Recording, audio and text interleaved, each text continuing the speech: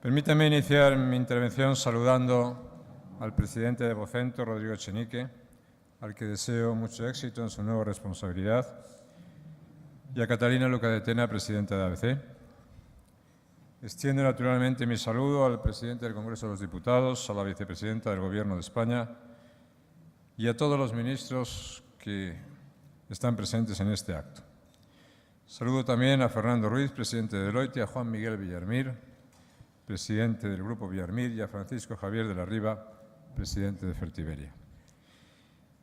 Y también, por supuesto, a la alcaldesa de Madrid,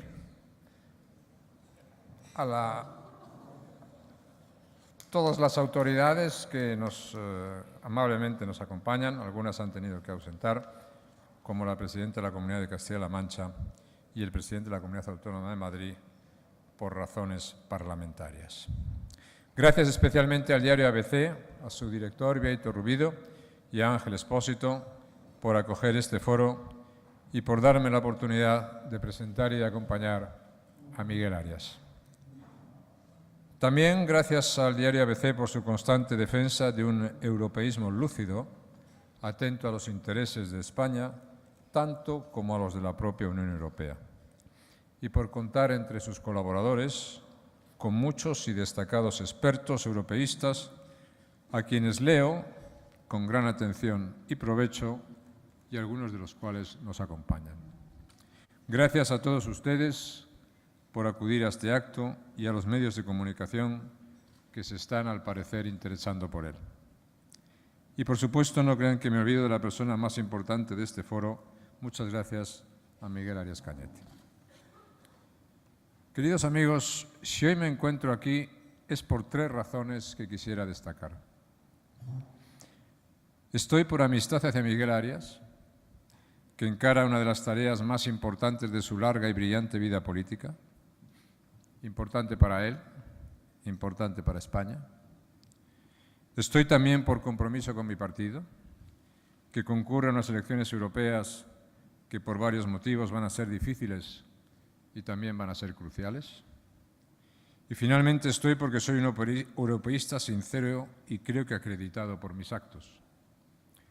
Un europeísta con alguna experiencia de gobierno en España y en Europa, preocupado al ver que la Unión Europea vive un momento muy delicado que puede desembocar en un callejón sin salida. Preocupado por el antieuropeísmo, por el populismo y por las pulsiones desintegradoras que amenazan con paralizar un proyecto en el que los españoles hemos depositado un enorme capital político a lo largo de muchos años. Un capital que corre serio riesgo de echarse a perder si a partir del próximo día 25 se confirmaran los pronósticos en algunos países. Ni España ni el resto de los Estados miembros podemos permitirnos el fracaso de Europa. Por eso, quienes tenemos algo que decir debemos hacerlo. En mi caso, aunque solo sea en mi condición de militante cualificado, con la que generosamente se me ha distinguido recientemente y que acumulo con sincero agradecimiento a la de presidente de honor del Partido Popular. Quisiera detenerme brevemente en cada una de estas tres razones que me han traído hoy hasta este foro. En primer lugar, mi amistad con Miguel Arias. Decía un buen clásico que la amistad es algo así como un parentesco sin sangre. Y yo guardo un parentesco político, y más que político de ese tipo, con Miguel Arias, que tiene su origen hace ya algún tiempo. Nuestra relación comenzó a principios de los 80, cuando un grupo de jóvenes unidos por el compromiso con España pusimos en marcha una alternativa de centro reformista, una alternativa capaz de ganar la confianza de una mayoría de españoles. Miguel era ya entonces, como lo vemos ahora, una persona llena de energía, de vitalidad y de empuje, un hombre lleno de inteligencia, de buen humor y de simpatía. Juntos superamos las pruebas de unidad y cohesión del Partido Popular. Hicimos un partido fuerte e integrador. Celebramos juntos sus triunfos y, finalmente, asumimos la responsabilidad de gobierno. Hicimos no solo un buen trabajo político en común, sino sobre todo una buena amistad. Miguel conoce perfectamente las instituciones europeas. Ha sido un magnífico servidor de España ante el Parlamento Europeo y en el Ministerio de Agricultura. Ha dado muestras sobradas de su capacidad política y de su solvencia gestora. A Miguel, el valor no se le supone, sino que lo tiene acreditado.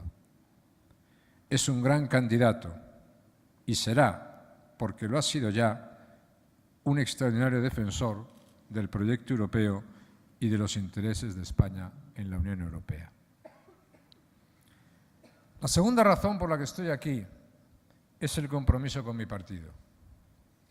Un compromiso político y biográfico. ¿Para qué nos vamos a engañar? Si Miguel Arias fuera candidato de otro partido, yo, aun conservando mi amistad con él, no estaría haciendo una presentación como esta. Y además, estoy seguro de que él lo entendería. Pero afortunadamente para el Partido Popular, para España y para Europa, Miguel es el candidato del Partido Popular, lo que significa que compartimos el deseo de que tenga un magnífico resultado el próximo día 25.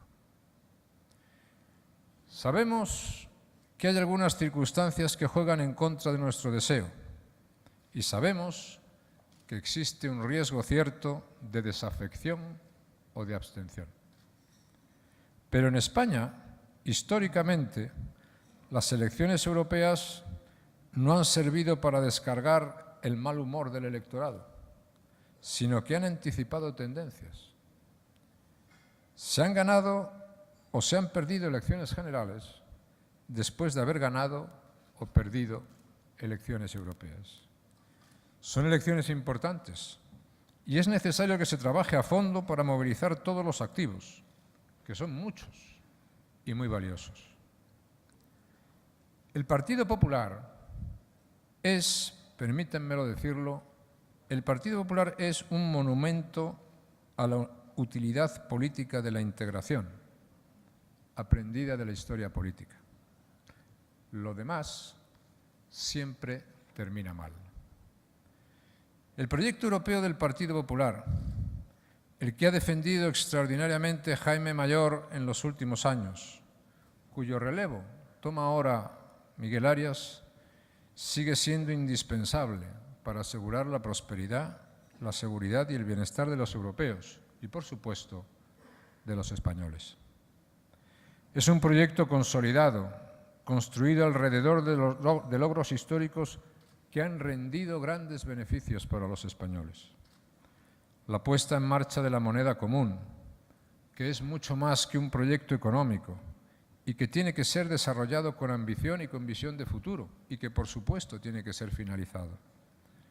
Un modelo de sociedad abierto, con oportunidades, la defensa de la libertad y la cooperación en materia de seguridad, la presencia internacional, la vocación atlántica de Europa, que es cada día más importante, como nos recuerdan los sucesos que están teniendo lugar en las fronteras del este, en los que la división, la dependencia y la debilidad de la Unión ha sido demasiado evidente. Es un proyecto de prosperidad y de seguridad apoyado en la cooperación leal de los Estados que la forman y en la voluntad de unirse progresivamente sin dejar de ser lo que son. Un proyecto que ha sido el de muchos durante mucho tiempo, mayoritario y fiable, que Miguel Arias va a liderar y que además nos conviene como país.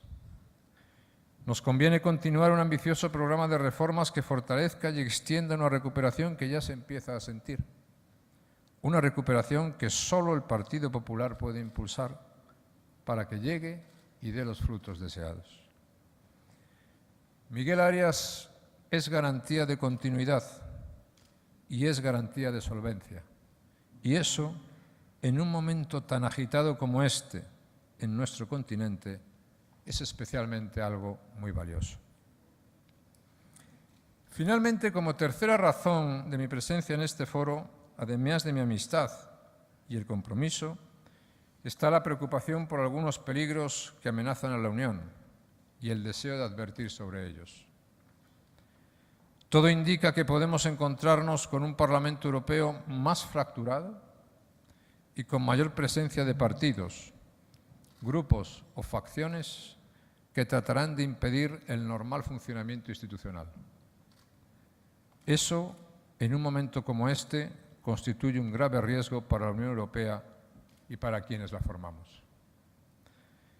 Desde que en 2003, y por razones nunca suficientemente explicadas, se despreció el Tratado de Niza para iniciar un proceso constituyente que estaba, desde el comienzo, abocado al fracaso, la Unión ha ocupado la mayor parte de sus energías en un debate institucional muy poco fértil, con escaso sentido práctico y sin apenas utilidad para unas opiniones públicas nacionales, además, duramente golpeadas por la crisis.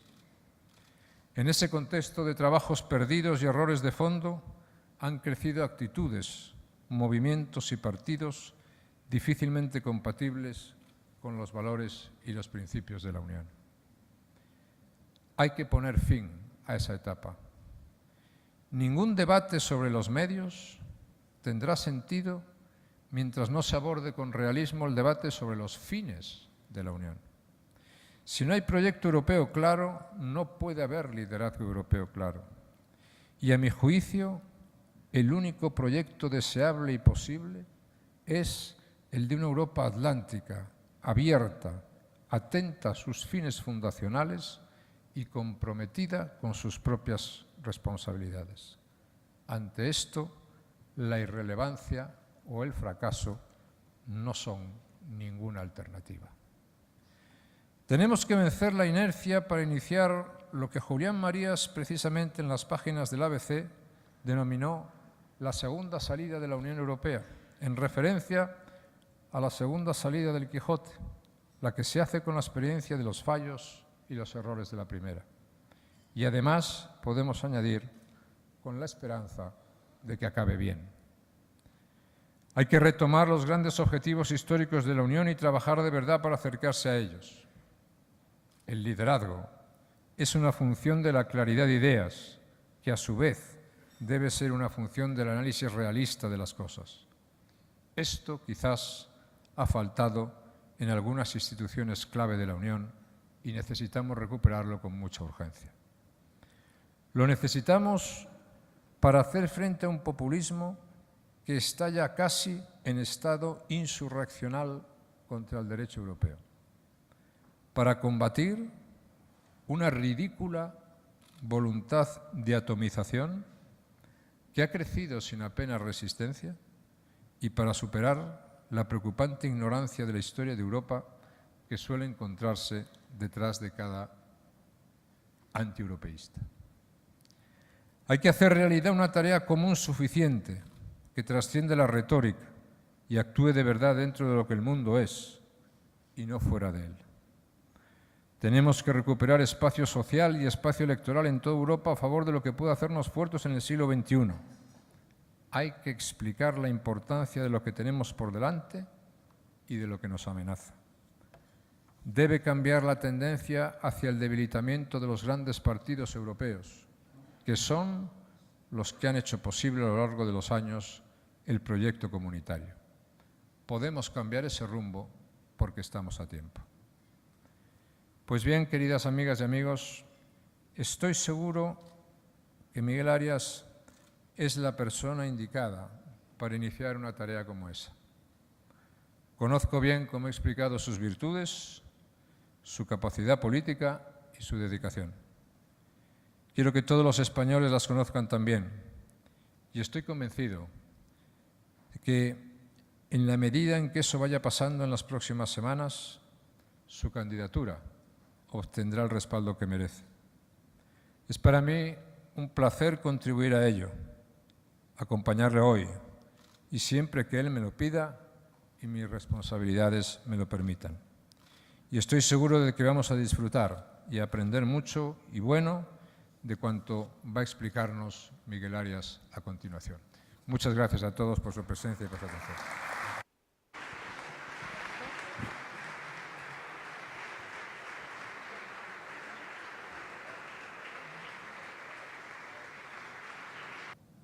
Querida vicepresidenta del Gobierno, queridos antiguos compañeros ministros, querida nueva ministra, querida Catalina, querido Rodrigo, querido Juan Miguel, patrocinadores, algunos no os habéis dado cuenta de un gesto que ha hecho el presidente Aznar, pero que a mí me ha conmovido.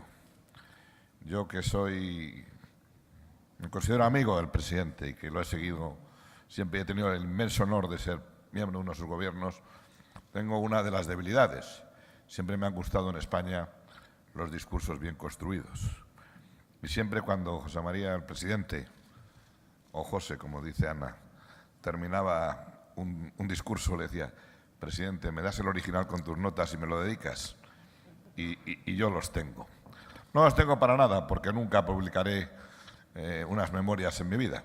Mi gran amigo Pío Cabanillas me decía, con él compartí muchas horas como parlamentario europeo, me decía: mira, Miguel, nunca escribas tu biografía, porque las cosas importantes que sabes no las puedes contar, y lo que vas a contar no le importa a nadie.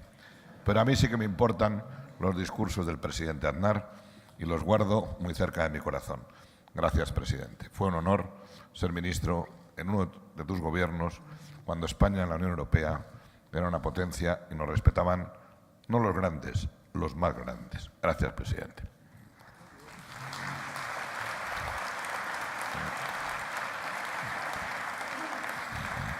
Y las próximas elecciones europeas tienen una enorme importancia. En primer lugar, yo en esta campaña hablo de Europa. Hay quienes hablan de otras cosas. Yo hablo de política europea. Y el Parlamento Europeo que va a surgir de estos comicios va a ser el que va a tener más poderes y más competencias de la historia.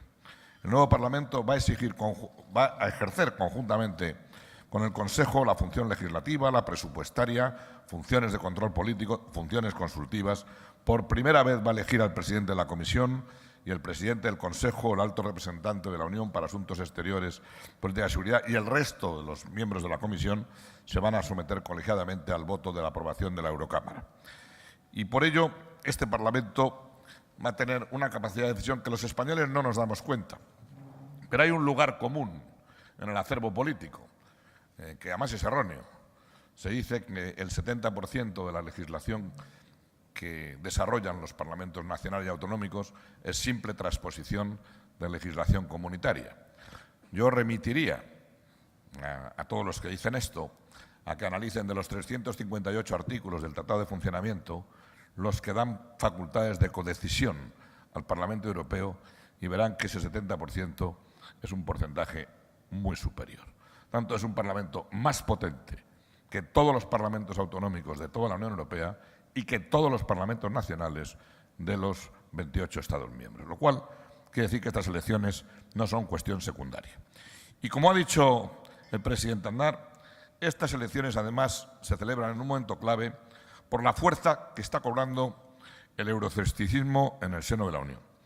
Partidos de corte populista de izquierda, Viginis en Italia, Syriza en Grecia, de derecha, el Frente Nacional de Marine Le Pen, que puede ganar a todos los partidos franceses en las elecciones europeas, o el Partido por la Libertad y la Democracia de Geert Wilders en Países Bajos, para no hablar de los partidos británicos claramente eurófobos, utilizan el discurso de la desconfianza en el proyecto europeo con el único objetivo de sacar rédito de las dificultades económicas que la Unión Europea ha atravesado.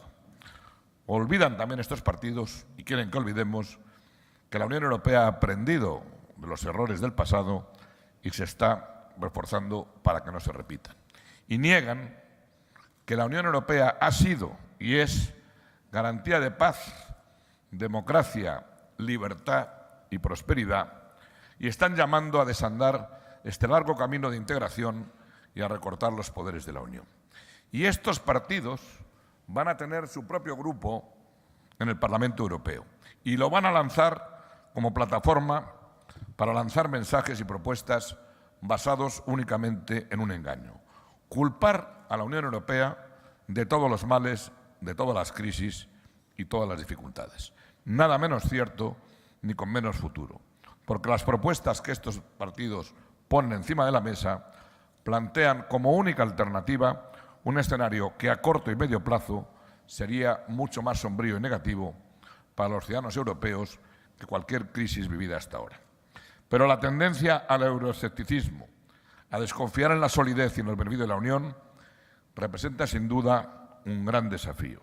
Y el Partido Popular Europeo va a tener la responsabilidad histórica de trabajar para impulsar y afianzar el proceso de construcción europea.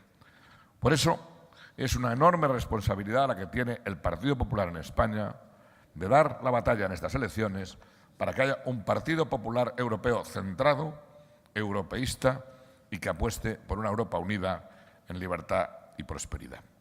En este contexto, y eso explica también la importancia de estas elecciones, necesitamos ahora más que nunca más Europa, pero como dice el presidente Aznar en alguna de sus conferencias, posiblemente una Europa muy diferente. Tenemos que recuperar la ilusión y la confianza de los ciudadanos en la Unión Europea como un espacio de oportunidades y soluciones. Europa es un gran proyecto. En y con Europa, los países que la integramos hemos logrado tener peso y capacidad de influencia en el escenario mundial. Y eso solo es posible dentro de una Europa unida. En la Unión somos 500 millones de ciudadanos. Con nuestros socios europeos, todos juntos, tenemos el Producto Interior Bruto más elevado del mundo y concentramos una cuarta parte de los intercambios mundiales comerciales. Somos la primera potencia económica del mundo y la primera potencia comercial. Y el espacio europeo nos ha traído una estabilidad monetaria, a pesar de todo, sin precedentes. Si no compartiéramos el euro, ¿qué guerra de divisas habríamos visto en la Unión Europea en los últimos años? Y más allá de magnitudes económicas, en Europa encontramos un espacio de paz, de cooperación y legitimidad, porque hemos logrado construir un proyecto compartido de democracia y libertad, de colaboración y de consensos. Estamos, además, en un momento de importantes reajustes en el mapa geopolítico y geoeconómico. La convergencia entre el ritmo de crecimiento de las economías emergentes y desarrolladas es cada vez más evidente. Los países BRIC, Brasil, Rusia, India y China, suponen ya el 42% de la población mundial, el 15% del PIB y el 30% del comercio. Y según las estimaciones actuales, China está muy próxima a batir a los Estados Unidos. Es más, un informe reciente del Banco Mundial apunta que en el año 2015 China se puede alzar como la primera economía mundial. Y en este nuevo orden global, en el que se producen transferencias de poder, cambian los equilibrios y surgen valores distintos a los occidentales y democráticos, Europa es una gran oportunidad. Una oportunidad de desarrollo socioeconómico y de liderazgo político para los países que la integramos. Y si no queremos quedarnos en la periferia del mundo, si queremos que nos oigan y transmitir nuestros valores, debemos estar juntos. En un mundo globalizado y cada vez más competitivo, una Europa dividida sería sencillamente irrelevante. Necesitamos más Europa para aspirar a tener un lugar en el mundo de hoy y de mañana. Pero no es tarea fácil, máxime en un momento en el que al menos dos de los grandes dogmas de los ciudadanos de la Unión Europea parecen cuestionados. Por un lado, la concepción de los europeos de una Unión Europea de prosperidad a salvo de las sacudidas de las grandes crisis internacionales. Y es cierto que la Unión Europea atraviesa un momento difícil, pero hemos superado el riesgo de un colapso general. Y necesitamos una Europa reforzada para dejar atrás la crisis financiera más importante del último medio siglo, tanto en el ámbito bancario como en el fiscal.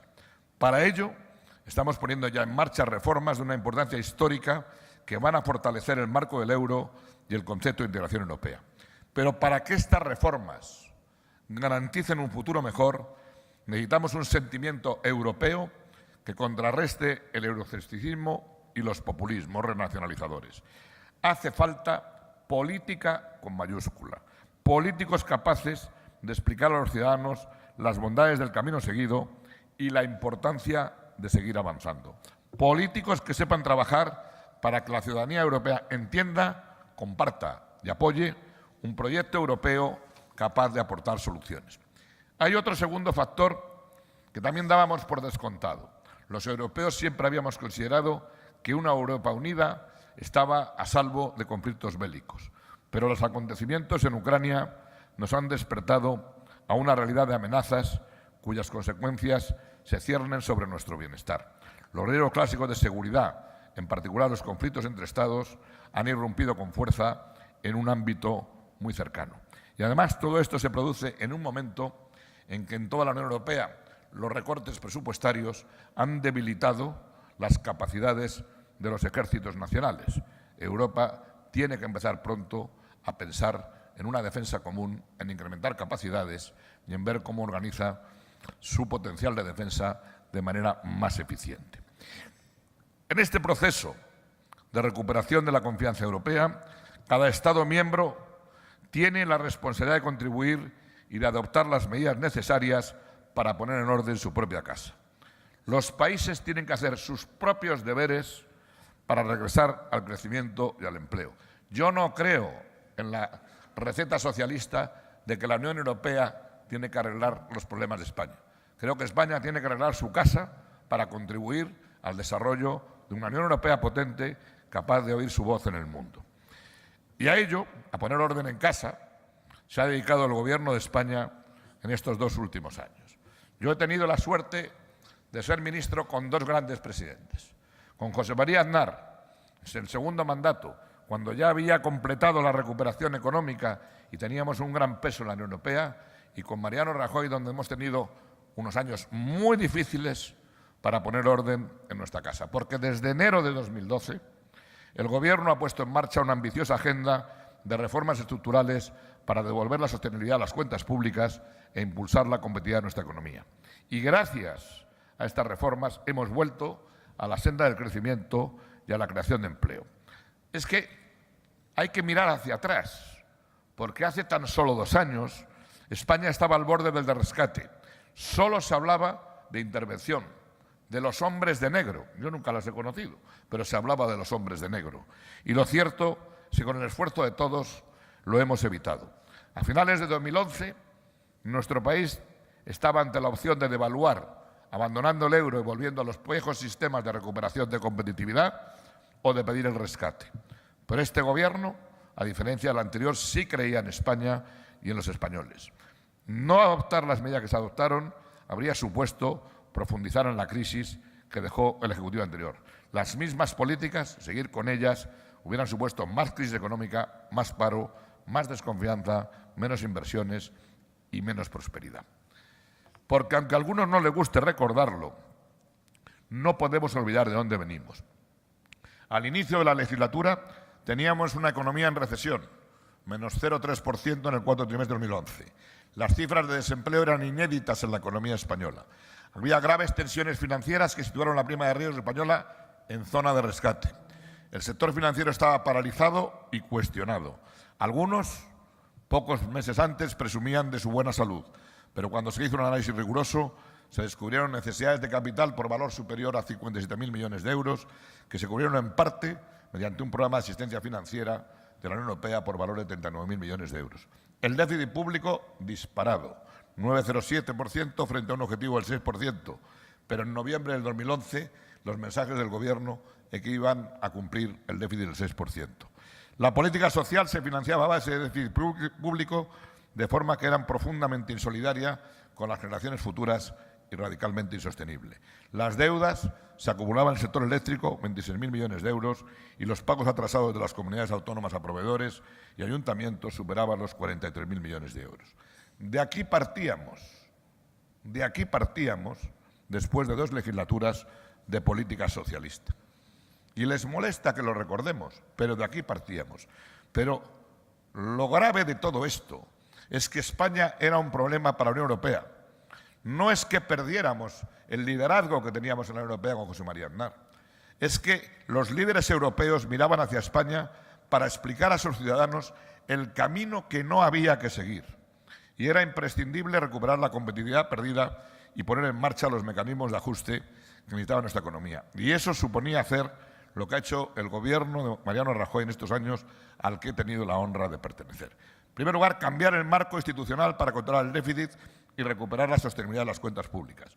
Realizar una consolidación fiscal seria, reestructurar el sistema financiero, reformar el mercado de trabajo para evitar destrucción de empleo, impulsar reformas para garantizar las prestaciones de seguridad social, las pensiones y los servicios sanitarios, evitando el colapso de nuestro Sistema Nacional de Salud y de nuestro sistema de dependencia.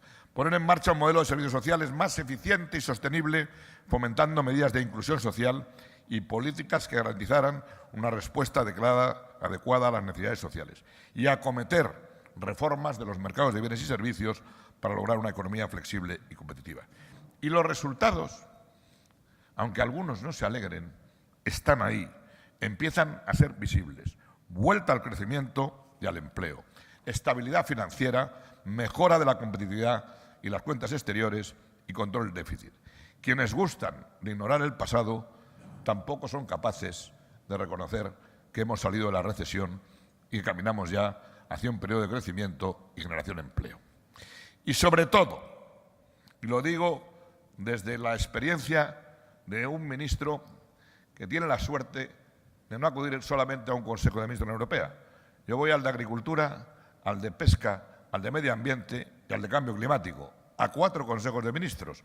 Y he comprobado cómo España, en estos 2 años, ha recuperado un activo muy valioso: la credibilidad, el respeto y la consideración de nuestros socios europeos. Presidente Aznar, hemos vuelto a donde tú nos dejaste.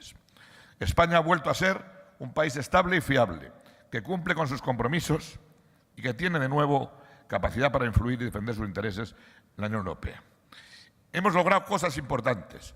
En un marco de importantes ajustes en el presupuesto, hemos logrado más recursos para nuestro país en el marco financiero plurianual. Y vamos a ser contribuyentes netos en este ejercicio, pero las negociaciones han permitido que seamos receptores netos de fondos, al menos hasta el año 2020.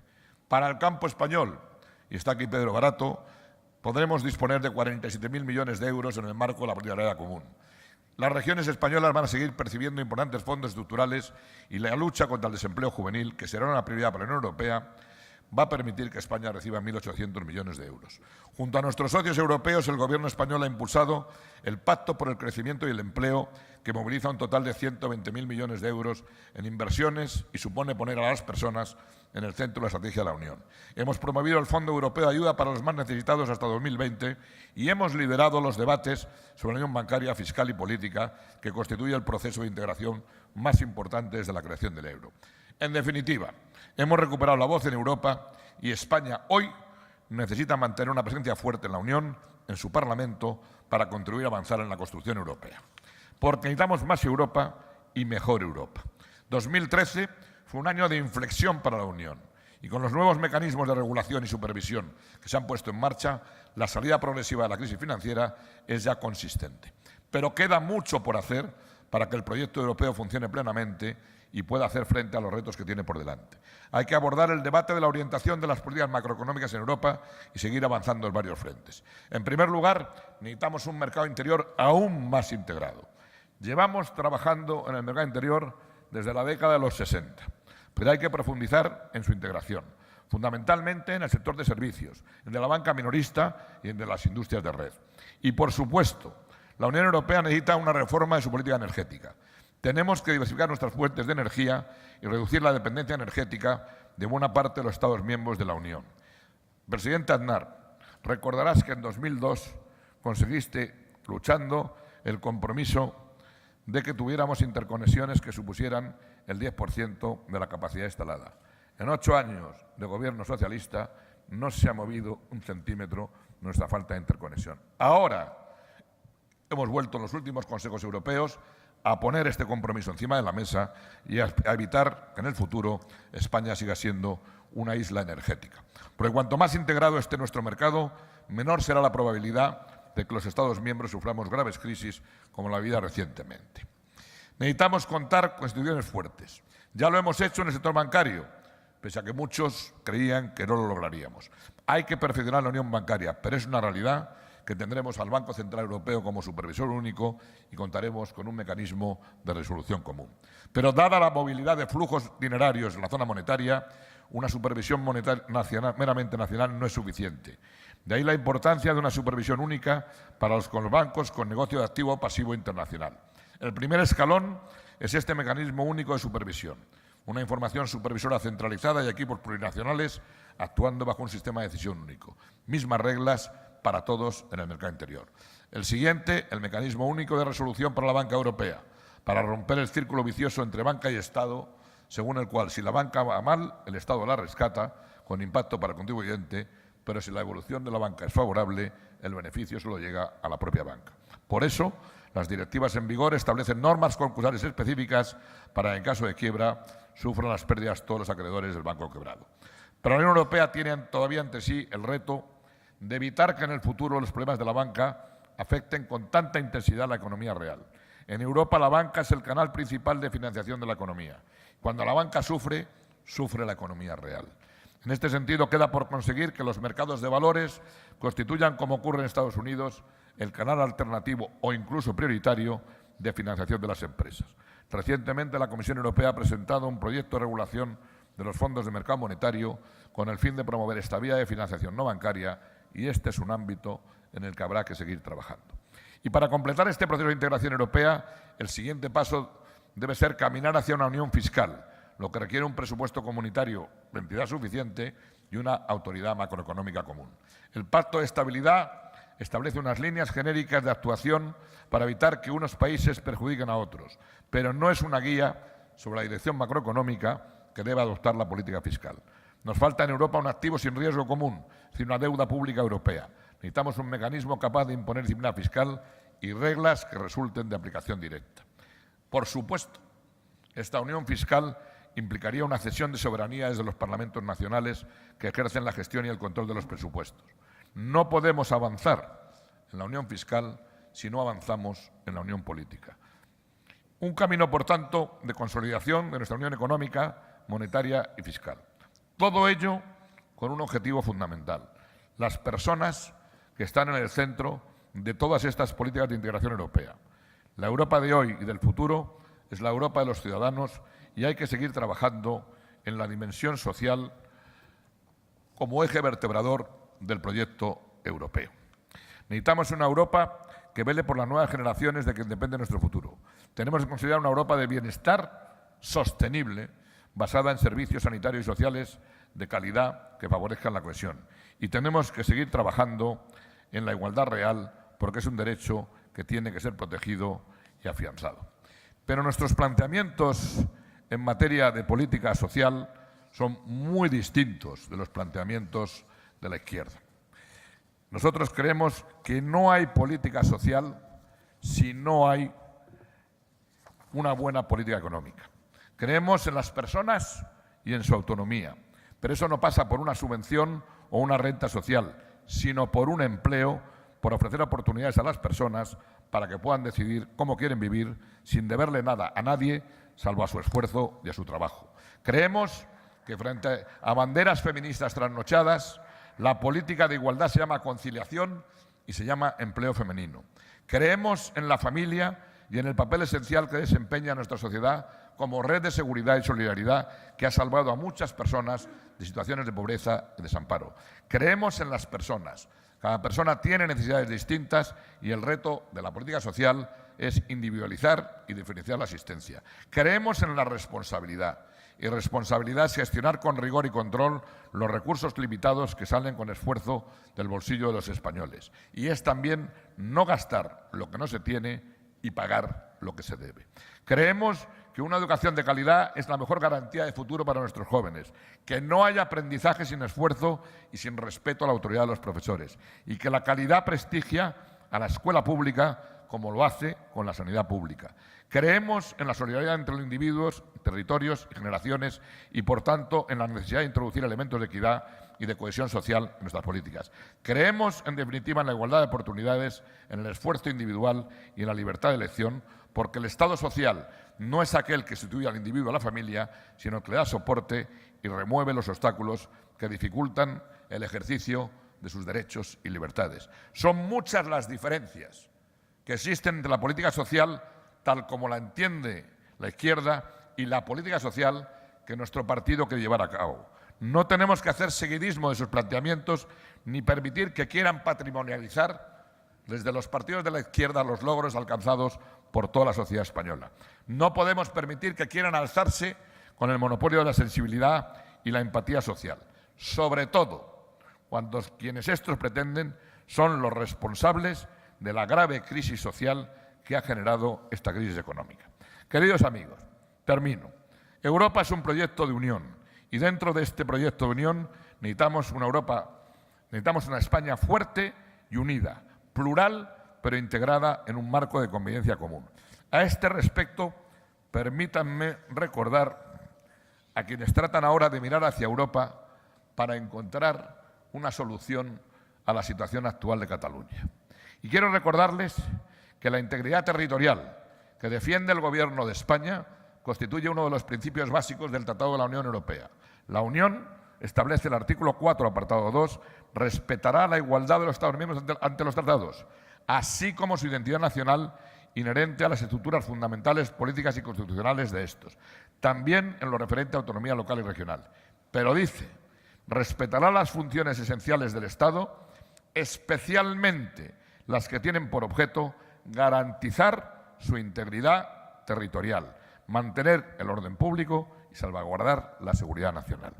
A esa unión es a la que mira el Partido Popular, a una Unión Europea reforzada, más eficaz para consolidar el crecimiento económico y el empleo, a una Europa de compromisos, de derechos, de oportunidades y valores, de libertad, de estabilidad, de seguridad y solidaridad, centrada en las personas y que aporte soluciones a sus problemas reales. Una Europa, en definitiva, en la que España puede y debe desempeñar un papel fundamental y defender sus propios intereses con la máxima solvencia desde la primera línea. Estas elecciones, son decisivas para el progreso de la construcción europea y para el ritmo de la recuperación socioeconómica de nuestro país. Está en nuestras manos no volver a repetir los errores del pasado y avanzar hacia una Europa como la que merecemos los españoles y hacer que España ocupe la posición que por historia, trabajo y esfuerzo le corresponde en la Unión Europea. Muchas gracias.